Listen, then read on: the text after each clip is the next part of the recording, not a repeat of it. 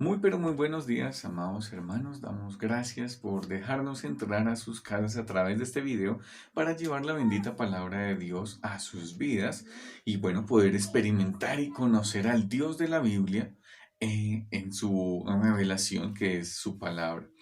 Hoy tengo una pregunta que quiero contestar a la luz del libro de Génesis capítulo 1 y es ¿por qué no creo en la evolución? Cuando hablamos del origen de la naturaleza y del universo, de los animales, de todo lo que nosotros observamos, tenemos dos posiciones. La primera es la posición del hombre y segundo la posición de Dios. Y tenemos que tomar y escoger una de estas alternativas. Y quiero que ustedes puedan analizar a la luz de la evidencia, a la luz de la Biblia, cuál sería la mejor alternativa para escoger. Pero primero, permítanme orar. Señor, bueno, gracias Padre por tu palabra, porque en ella te podemos conocer, saber que eres un Dios grande, todopoderoso, nuestro creador, nuestro hacedor. Permítenos, Señor, poderte contemplar a la luz de tu palabra y poder tener las evidencias para saber que no nos mientes y que dices la verdad. Oramos en Cristo Jesús. Amén y amén. Dos posiciones, la del hombre y la de Dios. Cuando hablamos del carácter del hombre, lo que podemos evidenciar es que el hombre, por naturaleza, nos miente. Lo segundo que nosotros vemos también del carácter del hombre es que cambia de opinión. Lo que pienso hoy en 20 años pueda que cambie. El hombre cambia de opinión, tiene un carácter mentiroso. Y hablando del origen del hombre, ningún hombre estuvo presente siendo un testigo ocular de la creación. Entonces tenemos tres argumentos en contra para la posición del hombre. No estuvo allí, no es un testigo ocular, tiene un carácter mentiroso y cambia de opinión.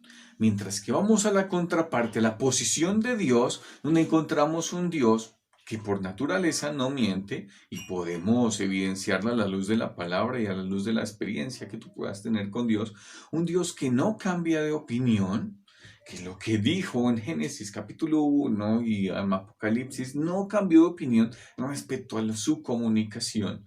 Y lo tercero es que él afirma haber estado ahí siendo un testigo, pero siendo el causante y el creador de todo lo creado.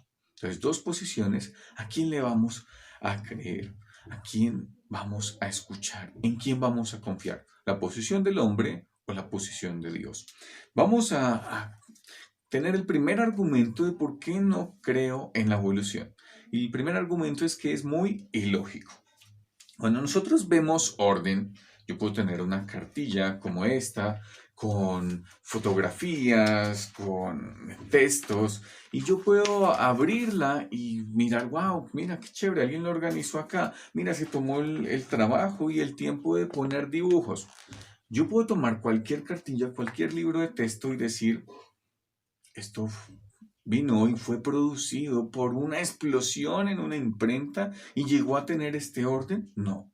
Cuando yo veo orden, lo primero que viene a mi mente y lo que es lógico pensar es que hay una mente detrás de eso.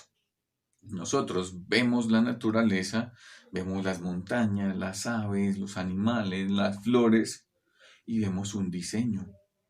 Cuando yo veo un diseño, veo el orden en que está compuesto el universo, debo pensar que hubo una mente detrás de eso. El caos no genera un orden. La posición del hombre habla de la teoría del Big Bang y otras cosas, explosiones, pero todo eso no genera orden. Que genera orden es una mente. La Biblia nos dice en Romanos capítulo 1, versículo 20, que por la naturaleza conocemos cosas y atributos invisibles de Dios, que ya lo estudiamos en un devocional pasado, hablando de los tres testigos, y aquí nos presenta que Dios podemos conocerlo por la naturaleza, su poder y que Dios verdaderamente existe. Es ilógico pensar que el azar de ciertas partículas que se conformaron en el universo generaron todo lo que nosotros vemos y que fuimos por millones y millones de años evolucionando.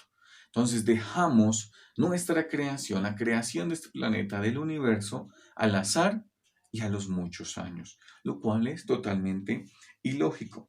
En la Biblia, cuando vamos a la Biblia, Génesis capítulo 1, vamos a a encontrar ese proceso lógico en el que Dios creó todas las cosas. Lo creó en 6 días y son 6 días literales de 24 horas que nos lo presenta Génesis 1 y también Éxodo 20:11, donde nosotros presentamos a Dios, y la Biblia se presenta así, como un testigo ocular que nos está contando lo que pasó en esos 6 días de creación y donde Él es el creador. No simplemente es un testigo, sino es el causante de todo.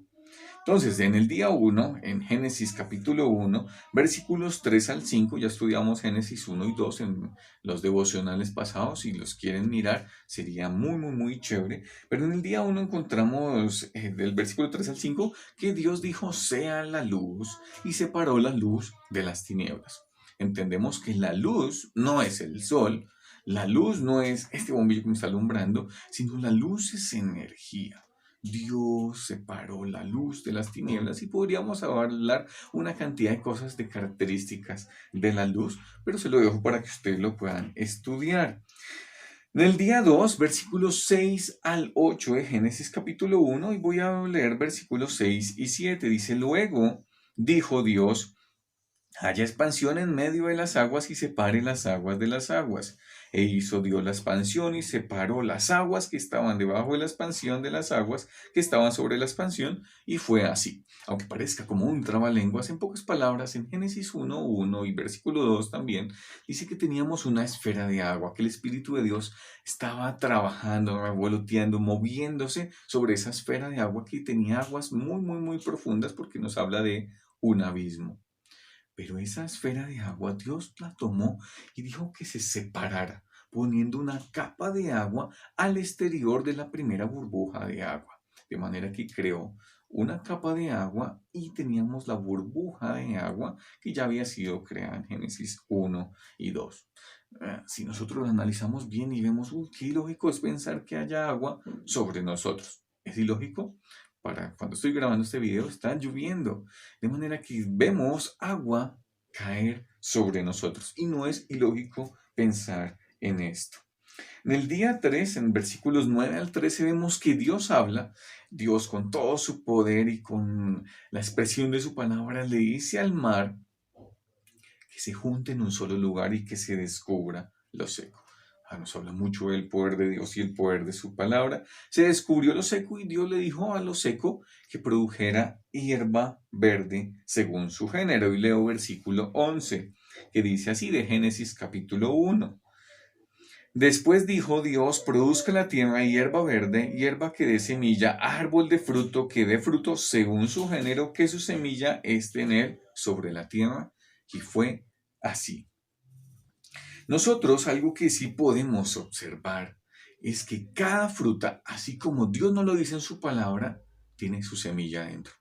Tienes un mango, te lo comes y hay su semilla dentro. Una uva, te la comes y semilla dentro. Mandarina. Y así con todas las frutas tienen su semilla. Si tú tomas esa semilla y le haces un proceso de germinación y de sembrarlo, va a producir una planta, va a producir un árbol y ese árbol que va a producir frutos según su género. De manera que si yo tengo una pepa de aguacate y la siembro, va a brotar un árbol, pero no va a ser un árbol de mangos, ni va a ser un árbol de duraznos, ni nada de estas cosas, sino va a ser un árbol de aguacates. Porque Dios estableció que las semillas sembraran y produjeran árboles según su género. Día 4. Génesis capítulo 1, versículos 14 al 19. Encontramos el día 4 y voy a leer el versículo 14.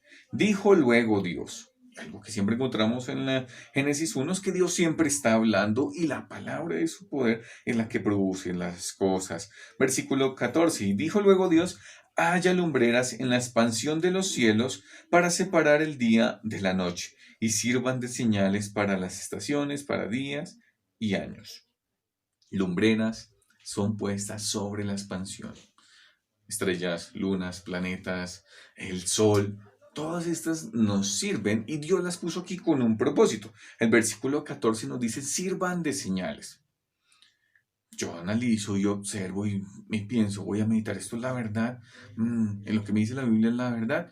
Cada mes hay un cambio de luna Y me sirve la luna para establecer, no simplemente que es de noche, como mi hijo me ve que se oscurece y sale la luna y me dice, "Ah, papá, ya es de noche". Y si sale el sol, dice, ay, ya es un nuevo día. Nos sirven de señal, pero también nos establecen el mes, nos establecen las estaciones, y por eso es que pueden tener un almanaque con la predicción de las lunas. Dios lo dejó todo en orden y lo dejó establecido para que nos sirvan de señales a nosotros. Qué Dios tan interesante, y pensando también en nosotros como seres humanos. Día número 5, versículos 20 al 23, y vamos a ver que Dios habla y le dice al agua que produzca seres vivientes. Produjeron peces, pero también aves. Eso nos dice la palabra aquí. Ustedes pueden leerlo allí en casa. La evolución, ¿qué nos dice? La evolución nos dice que las aves vienen de los peces, y que hubo un momento en el tiempo, que no saben cuándo, que esas escamas se volvieron plumas. No hay ninguna evidencia de eso. No hay absolutamente nada, un eslabón entre un pez y un ave. Dios dijo que se produjeran las aves, que se produjeran los peces. Son especies según su género, no tienen nada que ver. En el día 6, en el versículos 24 al 26, vamos a encontrar que Dios dijo pues que la tierra seca produjera seres vivientes según su género. No vemos nuevas especies formándose, no vemos nuevos animales surgiendo. Contrario a ello, lo que nosotros observamos, y si tú ves las noticias, dice tantas especies nuevas en vía de extinción. Contrario a lo que los evolucionistas dicen, no están generándose nuevas especies, sino antes están disminuyendo. El versículo 24 nos dice, luego dijo Dios, produzca la tierra seres vivientes según su género, bestias y serpientes y animales de la tierra según su especie, y fue así. ¿Qué lo que pasa? Los evolucionistas que dicen, ay, sí, sí, sí, mira, es que hay cambios, y te presentan unos pájaros que están en el Ecuador, que son de la misma especie y tienen los picos diferentes. Y dicen, mira, estos pequeños cambios con mucho tiempo son nuevas especies. Pero es totalmente ilógico, porque esas aves que tienen picos diferentes siguen siendo aves, siguen siendo pájaros. No es ninguna evidencia para la evolución. La ave que vemos en la Biblia es que sí hay cambios en los animales, pero esos cambios no forman nuevas especies. Si ustedes tienen mascotas, sabrán que si lo cruzan con otro de su misma especie, ya sea un gato, un canino o un pájaro, pues va a generar uno de su misma especie, no va a generar una nueva especie. Entonces es totalmente ilógico pensar en la evolución de esta manera. Entonces la Biblia siempre nos habla que los animales y aún de las plantas se producen según su género. ¿Eso es congruente con lo que vemos? ¿Con lo que vemos es observable? Claro que sí. Hay más evidencia a favor de esto que eh, en contra de lo que dicen los evolucionistas. El segundo argumento es la falta de evidencias. ¿Por qué no creo en la evolución? Por la falta de evidencia. Ya presenté algunas, pero los evolucionistas hablan de las eras geológicas. Son periodos largos y extensos de tiempo en el que los seres más chiquiticos, microscópicos, seres vivos, fueron evolucionando en grandes especies hasta llegar a los dinosaurios y posteriormente a nosotros. Pero lo que nos dicen los evolucionistas es que los dinosaurios fueron extinguidos totalmente y después sí vino el hombre. Pasaron millones y millones y millones de años, y siempre nos hablan de periodos de tiempos bastante extensos. Pero lo que nos afirman es que el hombre y el dinosaurio no cohabitaron juntos. Nunca vivieron juntos. Pero la Biblia nos presenta en el libro de Job evidencias de animales y no son como los que nosotros conocemos hoy día, sino que muy posiblemente son como los dinosaurios. Pero no solo esto que tenemos en la Biblia, sino también tenemos algunas evidencias en las cuevas, tenemos algunos dibujos rupestres de hombres y seres humanos muy antiguos que dibujaron dinosaurios junto con ellos.